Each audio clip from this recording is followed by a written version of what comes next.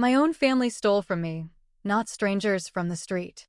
While I was lying in the hospital after the accident, they took my company.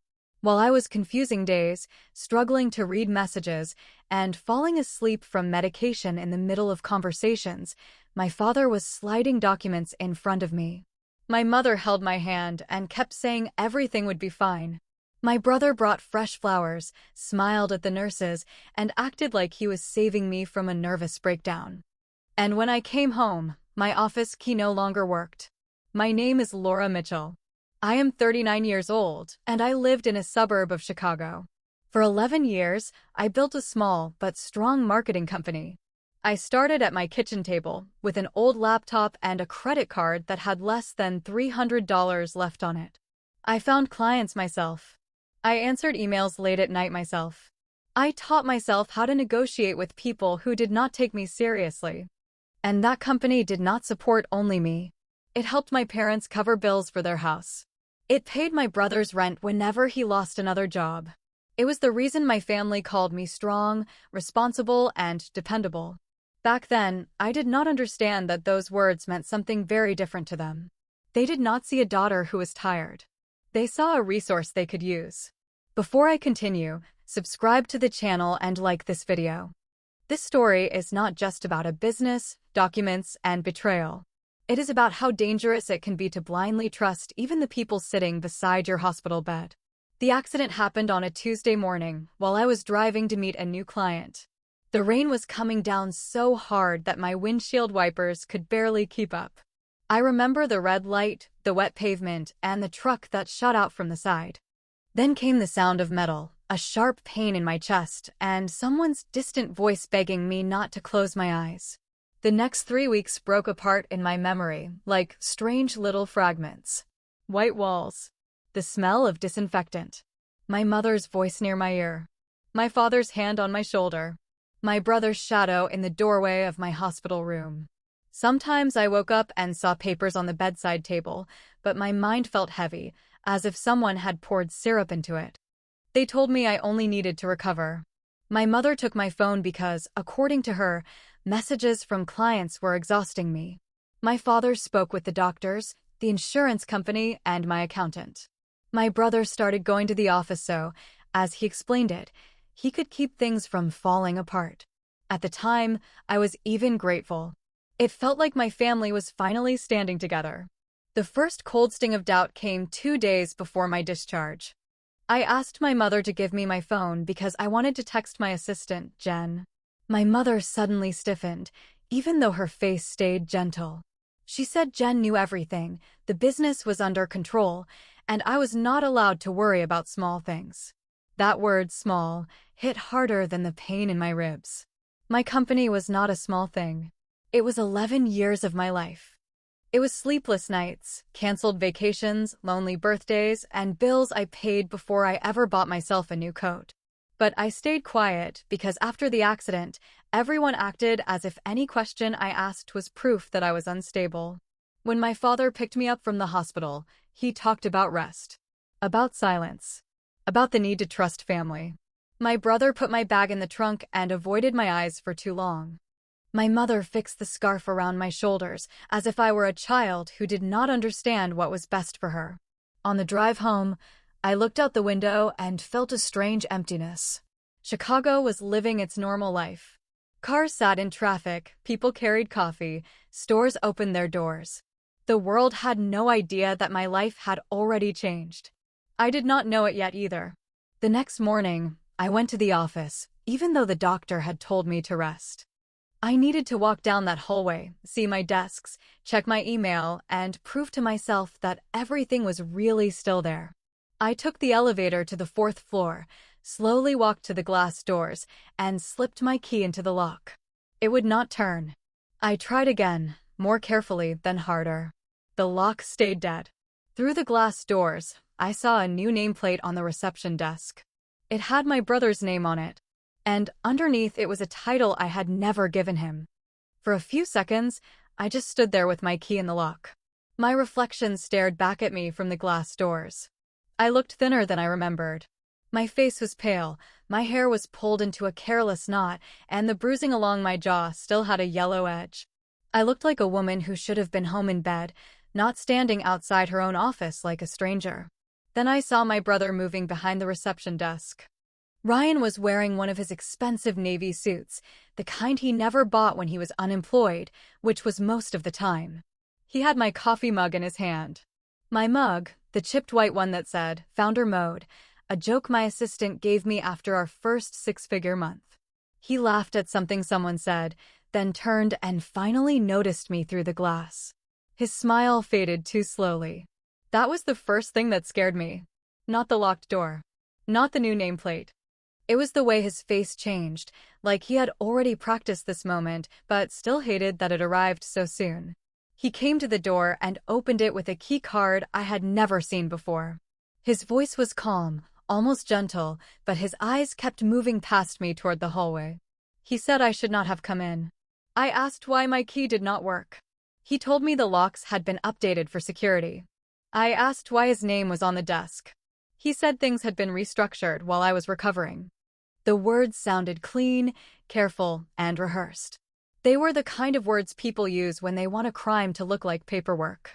I walked past him before he could stop me. The office looked almost the same, and that somehow made it worse. My framed $1 bills still hung near the conference room. The plants I always forgot to water were still leaning toward the windows. My team's desks still held the same monitors, notebooks, and half-empty water bottles. But the air felt different. Quieter. Nervous. Nobody looked directly at me. Jen, my assistant, was sitting at her desk with red eyes. When she saw me, her mouth opened, but no words came out. She glanced at Ryan, then back at me, and that tiny movement told me more than any explanation could have. Something had happened here, and everyone knew it. I went straight to my office, but Ryan stepped in front of the door. He said I needed to take things slow. He reminded me that I had been through trauma. He said stress could affect my memory, my judgment, and my recovery. Every sentence sounded like concern, but each one pushed me further away from my own life. Then I noticed the brass plaque on my office door. For 11 years, it had said, "Laura Mitchell, CEO." I had ordered it myself after my first real expansion. It had arrived in a small cardboard box, and I remembered crying when I held it. Not because it was fancy, but because it meant I had survived the years when nobody believed I could. Now the plaque was gone. In its place was a temporary printed sign with Ryan's name and the words, "Managing Director." It was taped slightly crooked, as if they had rushed to make the theft look official. My chest tightened so hard I had to touch the wall. I asked Ryan where my plaque was. He said it had been removed during the transition. I asked what transition. He lowered his voice and told me we should discuss it privately because the staff had already been through enough confusion. That was when I finally heard the anger under my fear. The staff had been through confusion. My brother said that to me, while standing between me and the office I had built from nothing. He talked like I was the problem. Like my presence was making everyone uncomfortable. Like I was a guest who had shown up too early after a family decision. I pushed past him and opened the office door. My desk was still there, but the drawers were empty. My files were gone. The photo of me signing our first major client had disappeared from the shelf. Even the small glass award from the Chicago Women in Business luncheon was missing. Ryan had not moved into my office completely. He had erased me first. On my desk sat a neat folder with a blue sticky note on top. The handwriting was my mother's. It said, "Laura, please don't make this harder than it has to be." I opened the folder with shaking hands. Inside was a copy of a signed transfer agreement. My name was typed on every page. My initials appeared beside each clause. At the bottom, under a paragraph about voluntary consent and sound mind, there was a signature that looked almost exactly like mine. Almost. But the date was from the second week after my accident, when I could barely stay awake long enough to drink water. And beside the signature was the name of a notary I had never met in my life. I stared at that signature until the letters blurred. It looked like mine in the way a mask looks like a face. The shape was close, the slant was familiar, but something about it felt wrong. My real signature always had a sharp lift at the end of my last name.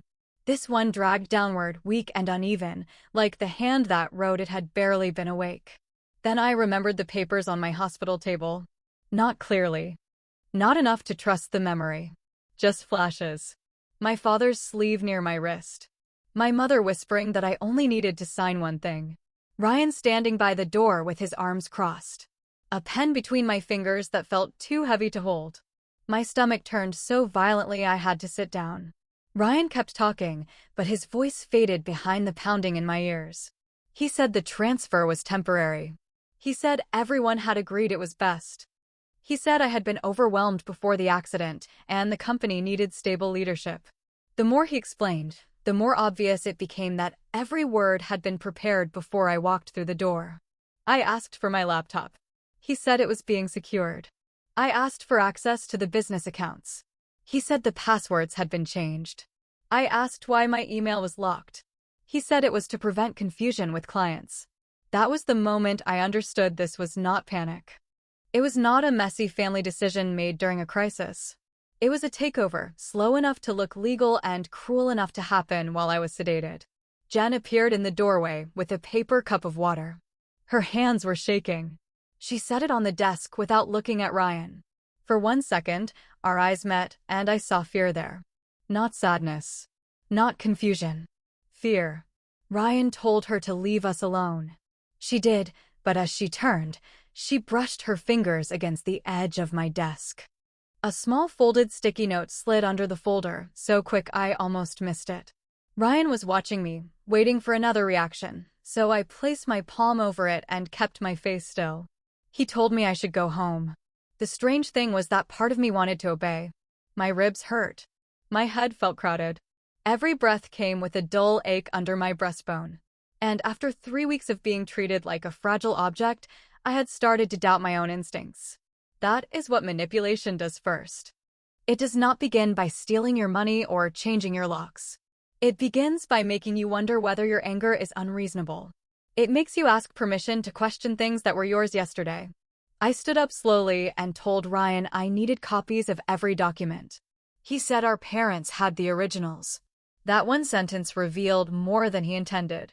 Our parents. Not the lawyer. Not the notary. Not the company records. Our parents. He had just admitted this was a family operation. I took the folder and walked out before he could stop me. Nobody in the office spoke. A few people looked down at their screens. One junior designer looked like she might cry. Jen did not lift her head, but her hand moved slightly toward her keyboard, like she was trying to tell me something without being seen. In the elevator, I opened the sticky note. There were only 6 words on it. Check the hospital visitor logs. Please. I read the sentence 3 times as the elevator descended. The air felt too warm. My knees felt soft. By the time I reached the lobby, my phone was vibrating in my coat pocket. It was my mother. I did not answer. Outside, Chicago wind hit my face so hard it made my eyes water. I sat in my car for nearly 10 minutes, gripping the steering wheel, trying to think like the woman I had been before the accident. The woman who checked contracts twice. The woman who never let fear make decisions for her. The woman my family had counted on being too weak to return. I drove straight to the hospital. At the front desk, I asked for my visitor records from the 3 weeks after my accident. The receptionist looked polite but cautious. She said I would need to submit a formal request, show identification, and wait for approval. I gave her everything she asked for. My hands shook so badly when I signed the form that I barely recognized my own handwriting. Then I asked about the notary. The receptionist paused. It was small, but I saw it. Her fingers stopped moving over the keyboard. Her smile thinned. She asked me to repeat the name, so I did. The notary listed on the transfer agreement. The person who supposedly watched me sign away my company while I was in that hospital bed. She typed for a few seconds, then looked over her shoulder. When she turned back, her voice was lower. She said there was no record of that notary ever checking in. That sentence changed the temperature of the room. No record of the notary. No visitor badge. No front desk entry. No signature in the hospital system. The woman whose name appeared beside my stolen company had never officially stepped inside the building. For a moment, I could not move. I had expected something ugly. Maybe a rushed form, maybe a questionable signature, maybe my parents convincing a tired nurse that everything was normal. But this was different. This was not a misunderstanding wrapped in family panic. This was fraud wearing a clean shirt and a polite smile. The receptionist would not say more, and I could not blame her. Her face had gone careful. Hospital employees know when something smells like legal trouble. She printed the request confirmation, slid it toward me, and told me records would contact me after review. I left with one page, no answers, and a fear I could feel under my skin. On the drive home, my mother called 6 more times. Then my father. Then Ryan. Each missed call made the same question grow louder in my head. How did they know I had gone to the hospital? I had not told anyone. When I got home, my parents' car was already in my driveway. My mother stood on the porch with her arms folded tight against her chest. My father waited near the steps, still wearing the gray coat he wore to business meetings. They looked less like worried parents and more like people trying to stop a leak before it reached the foundation. I did not invite them in. My father started with concern. My mother added softness. They both acted like I was exhausted, emotional, confused. The same words returned again and again. Recovery. Stress. Protection. Family. Every sentence was wrapped in care, but the message underneath was simple. Stop digging. I asked why the notary had never checked into the hospital. My mother's face changed first. It was fast, almost invisible, but I saw the fear break through. My father looked at her, and that look told me they had prepared many answers, but not for that question. Then my father said something that made my blood go cold. He said the paperwork was still valid because I had agreed in spirit. Not legally. Not clearly. Not while fully awake. In spirit. That was the moment something inside me snapped into focus. They were not denying what happened anymore. They were only trying to rename it. They wanted theft to sound like protection. They wanted pressure to sound like love. They wanted my silence to finish the job their paperwork had started. I told them to leave. My mother began to cry, but even that felt controlled. She said Ryan needed the company more than I did. She said he had a family, debts, and no real chance unless someone helped him. She reminded me that I was strong, that I always landed on my feet, that I could rebuild because I had done it once before. That was when I finally understood the oldest lie in my family. They did not think I deserved less because I had failed. They thought I could survive less because I was strong. My strength had become their excuse to take whatever they wanted. After they left, I locked the door and sat on the kitchen floor. My body hurt too much for anger, but my mind would not stop moving. I opened my laptop, logged into an old backup email, and searched for anything connected to Ryan, my father, the company, or my accountant. At first, I found nothing. Then I remembered a shared cloud folder I had created years earlier for tax documents. I had forgotten it existed because my accountant usually handled everything. The folder was still there, buried under old receipts and quarterly reports. Inside was a file uploaded 9 days after my accident. The title looked boring enough to miss. Leadership Continuity Plan. But when I opened it, my hands went numb. It contained a draft email to our biggest client, written under my name. It announced that Ryan would be taking over all major accounts because I had chosen to step back permanently. The email was dated before I ever supposedly signed the transfer. Before the notary. Before the agreement. Before anyone had asked me anything.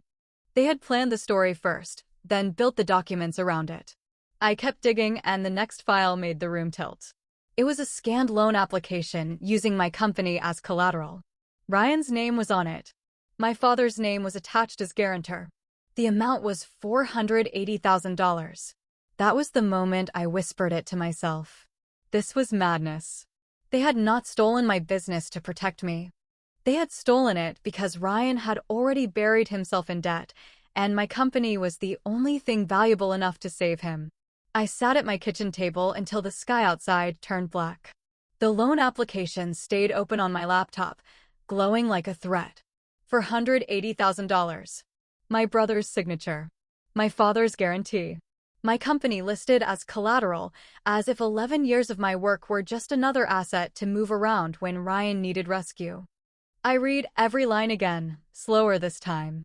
The lender was based downtown, not far from our office. The application claimed Ryan had authority to act for the company because I was stepping away for medical reasons. It also mentioned family-approved continuity, a phrase that made my skin crawl. They had turned my accident into a business excuse before I could even walk without pain. Then I found the repayment schedule. The first payment was due in 12 days. That explained the locked office. That explained the rush sign on my door. That explained why my parents were suddenly terrified of questions. They were not only trying to take my company, they were trying to use it fast before I became strong enough to stop them. My first instinct was to call Ryan and scream. Instead, I took screenshots of everything. I saved copies to a new drive, then emailed them to an account my family did not know about. My hands shook the entire time, but with every file I saved, a little part of me came back. Not the calm part. Not yet. But the part that knew evidence mattered more than emotion. The next morning, I called my attorney. Her name was Denise Carter, and she had helped me set up the company years earlier. We had not spoken in months, but the second she heard my voice, her tone changed. I told her about the accident, the transfer agreement, the fake notary issue, the client email, and the loan application. I expected her to sound shocked. She sounded focused. That scared me more. Denise told me not to contact my family again. She told me not to enter the office alone. She told me to forward every document and write down every date I remembered, even the blurry ones. Then she asked one question that made the room feel smaller. She wanted to know who had access to my medical condition. I thought about my mother taking my phone, my father speaking to doctors, Ryan standing in the doorway while nurses adjusted my medication. They had known when I was awake, when I was confused, and when I was too drugged to understand what was happening. They had not just used my trust. They had used my body's weakness against me. Denise filed an emergency request to stop any further transfer of company assets. She also contacted the hospital's legal department for my visitor logs, medication records, and security footage from the dates on the agreement. Hearing those words made me feel both safer and sick. Because security footage meant there might be proof. And proof meant I would have to watch it. That afternoon, Jen sent me a message from a personal email account. It was short, careful, and clearly written by someone afraid of being watched. She said Ryan had told the staff I was mentally unstable after the accident. He claimed I had signed everything willingly but might forget parts of it because of trauma. I stared at the screen, barely breathing. That was their plan. Not just to steal from me, but to make any protest sound like damage from the crash. If I cried, I was unstable. If I got angry, I was irrational. If I said I did not remember signing, that became proof that my memory could not be trusted. They had built a cage out of concern. By evening, Denise called back.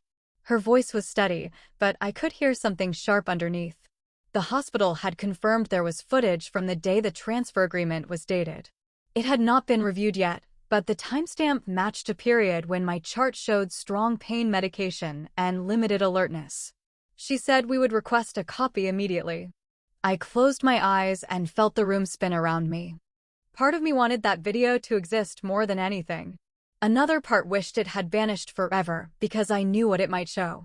The next morning, a secure file arrived from the hospital. Denise warned me not to open it alone, but I could not wait. I clicked the link with one hand pressed against my ribs. The video was grainy, silent, and angled from the corner of my hospital room. At first, I saw only myself in the bed. Then my father entered with a folder under his arm. My mother followed him, carrying a pen. Ryan closed the door behind them and pulled the curtain halfway across the window.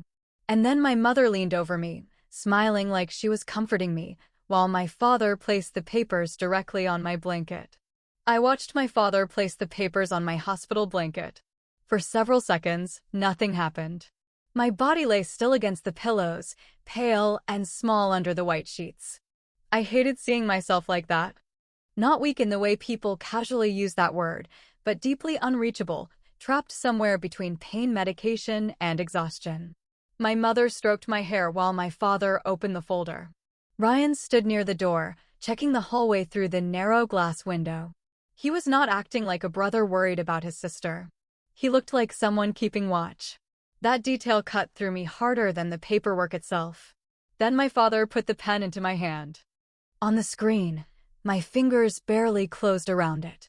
My head moved slightly, but my eyes did not focus on the page. My mother leaned closer and said something I could not hear. Her face looked tender, almost loving, and that made it worse. She had used the same softness that once calmed me as a child. Now it was covering a crime. My father guided the paper upward, then pointed to a blank line. I watched my hand move slowly across the page.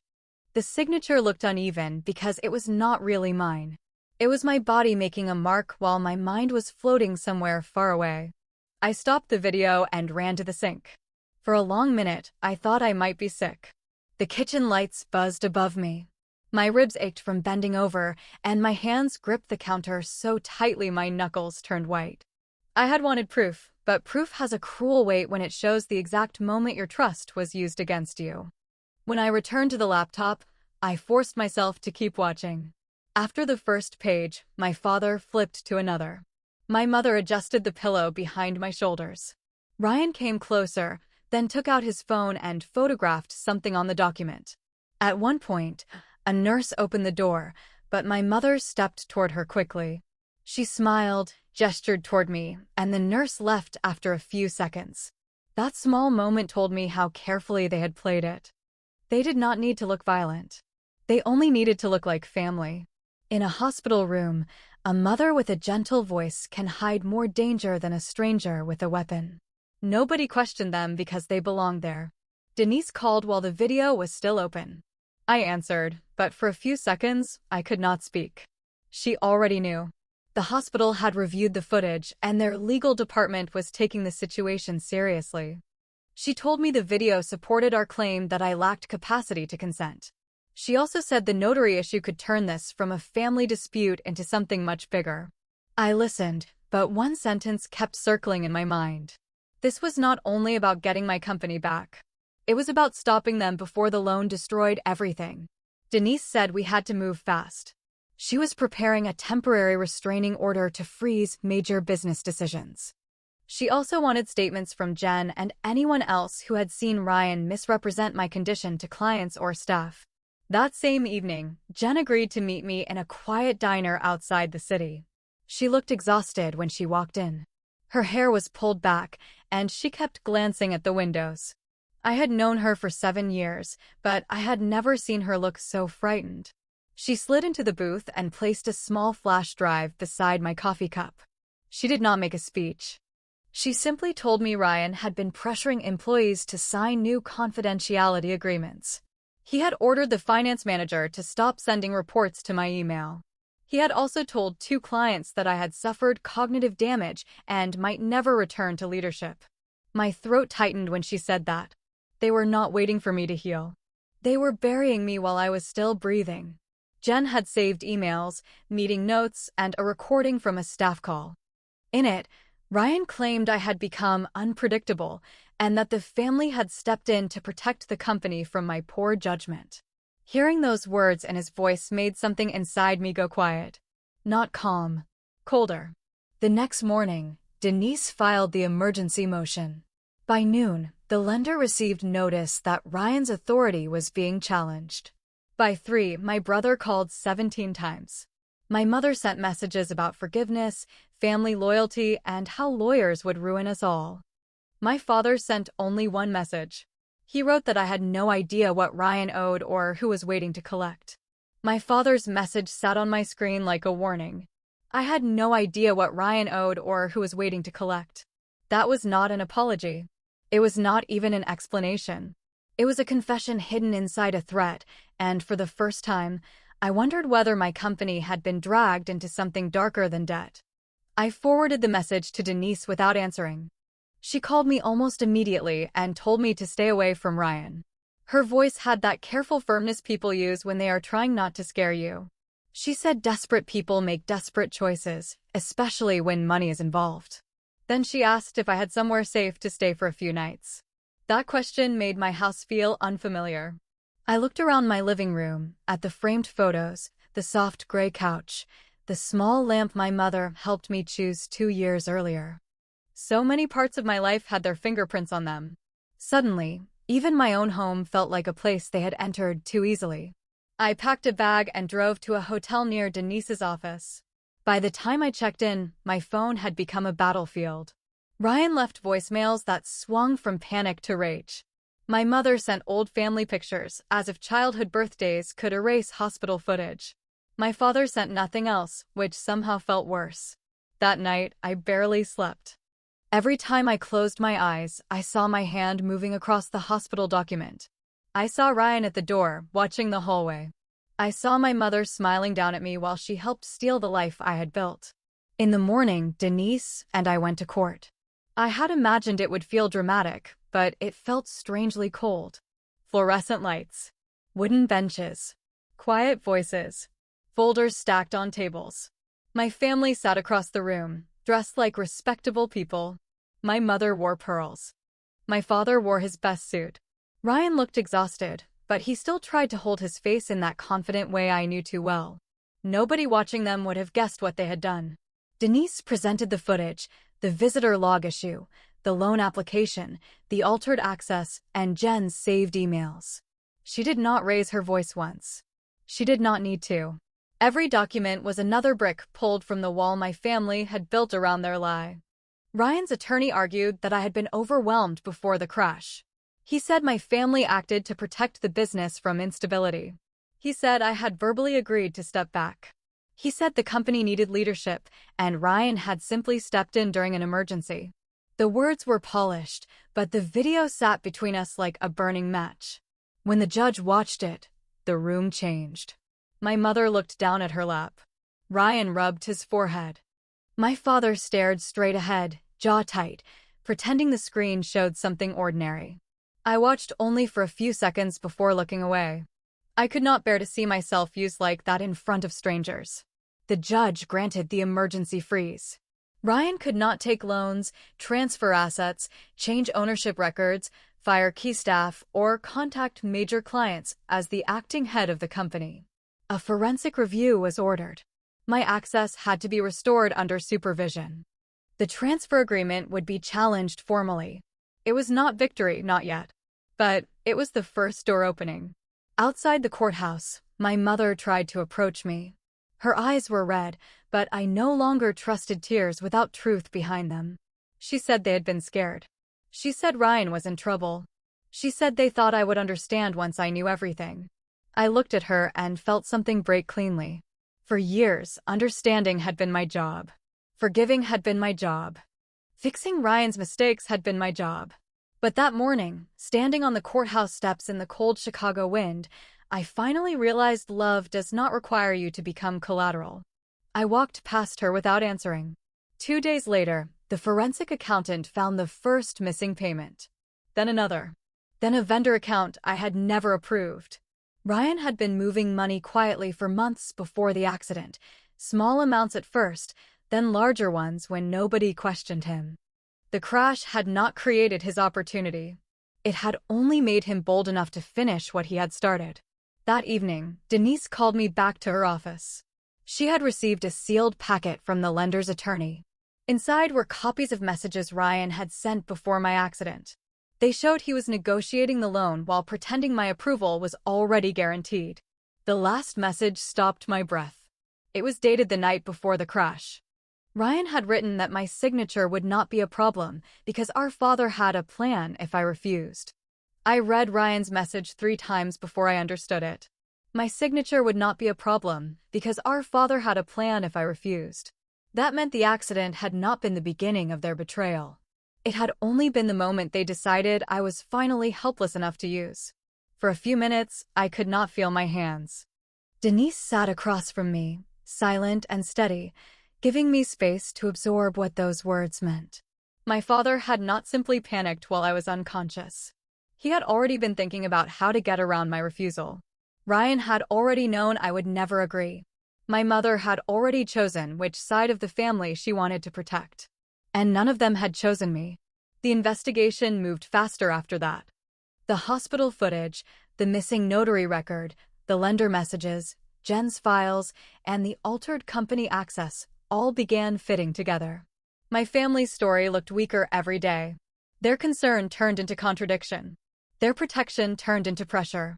Their love turned into evidence. Within 6 weeks, the transfer agreement was suspended. Ryan was removed from company control while the ownership dispute continued. My accounts were restored under legal supervision, and the lender backed away from the loan after Denise challenged Ryan's authority. The company was damaged, but it was still alive. Some clients had left. Some employees were scared. Some invoices were late. But the doors opened again, and my name returned to the office. The first morning back, I stood in front of that glass door for a long time. My old key still did not work because we had changed every lock again. This time, I held the new key card in my own hand. Jen stood beside me, quiet and tired, but when the door clicked open, she smiled for the first time in weeks. I walked into my office slowly. The room felt emptier than before. The missing award had been found in a storage closet. My framed first contract was back on the wall. My brass plaque had not been recovered, so Jen ordered a new one without telling me. It looked almost the same, except one thing was different. Under my name, it no longer said only CEO. It said founder and CEO. I cried when I saw that. Not loud, not dramatically, just the kind of crying that happens when your body finally believes you survived. For weeks, I had been fighting like a woman with no room to fall apart. That morning, surrounded by desks, files, and people who still trusted me, I finally let myself feel the weight of what had happened. My parents tried to settle privately. They wanted confidentiality, no charges, no scandal, no public shame. They said enough damage had been done.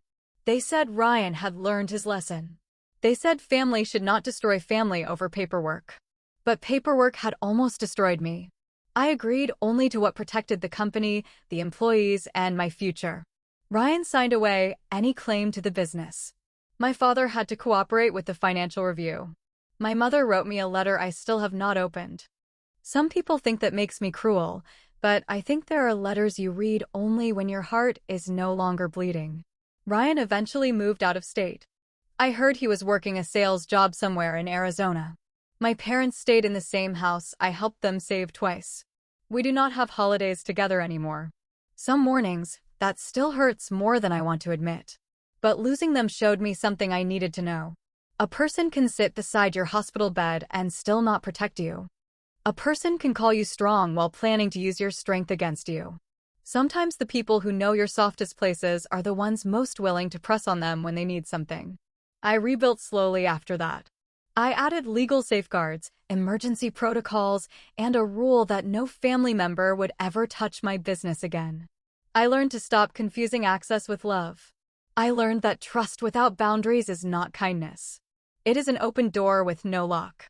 And every time I pass the new plaque on my office door, I touch it once. Not because I need to prove the company is mine, but because I remember the morning my key stopped working and the day I decided nobody would ever lock me out of my own life again.